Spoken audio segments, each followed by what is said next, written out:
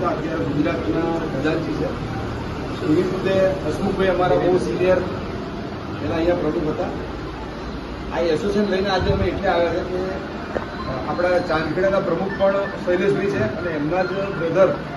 દેવેન્દ્રભાઈ, એમનું જે રીતે એમની ચીર વિદાય થઈ એના માટે અમે લોકો અહીંયા આવ્યા છે. એની સાથે એસોસિએશને એક એવી વ્યવસ્થા રાખી છે કે એક પ્રકારની સહાય પરિવાર સુરક્ષા યોજના છે જેની અંદર માણસ કેપેબલ છે ત્યાં સુધી વાંધો નથી, પણ જ્યાં કેપેબલ નથી અને આ તો આકાશી રોજી કહેવાય, મંડપનો ધંધો એટલે કેવો કે આવે ત્યારે સિઝન હોય ના આવે, તેના પરિવારને અમે મદદ કરવા માટે એક આ યોજના કરી છે કે જેની અંદર એમના વિદાય પછી એમની પૂરતો પુરાવાની નથી પણ એક થોડી નાની આર્થિક સહાયથી આપ સુધી પહોંચે અને એના બાળકોના ભવિષ્ય માટે, યા દીકરી માટે, યા દીકરા માટે કંઈક ડિગ્રી કરવાની હોય, લગ્ન કરવા હોય, એક નાની એક આ શરૂઆત છે. એના માટે ગાંધીનગર જિલ્લા મંડપ એસોસિએશન તરફથી અમે આવ્યા છે અને આ તબક્કે બીજું તો કંઈ કહેવાનું હોય નહીં,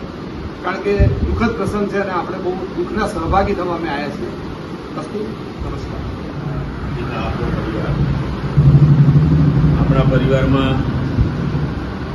કંઈક ચડાવ ઉતરાવ આવતા જ હોય. અત્યારે એવો માહોલ ઊભો કર્યો છે કે મંડપનો વ્યવસાય કરતા તમામ એક પરિવાર નીચે એક જ પરિવારને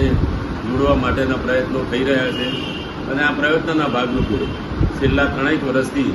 જ્યારથી કોરોના આવ્યો અને કોરોના પછી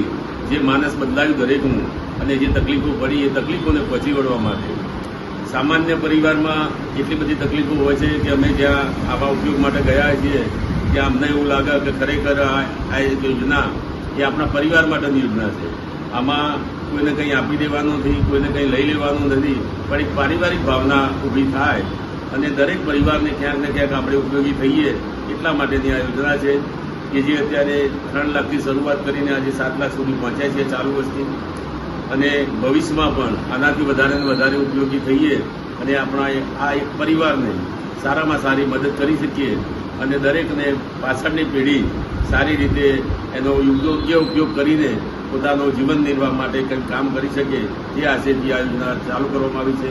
અને તેના ભાગરૂપે આજે અમે અહીં આવ્યા છીએ અને આ ચેક આપને અર્પણ કર્યો છે. પરમ કૃપાળુ પરમાત્મા આપણામાંથી જે પવિત્ર આત્મા તે દરબારમાં ગયો છે તેને પ્રાર્થના કરીએ કે હે પરમ કૃપાળુ પરમાત્મા, અમારામાંથી એક પવિત્ર જીવ આપના દરબારમાં આવ્યો છે તેને તું ચિર શાંતિ આપજે અને જ્યાં પણ નવું જીવન આપે ત્યાં તેને ઊંચો પરિવાર આપજે અને સુખ શાંતિ આપે એવી પ્રાર્થના સાથે અસ્તુ.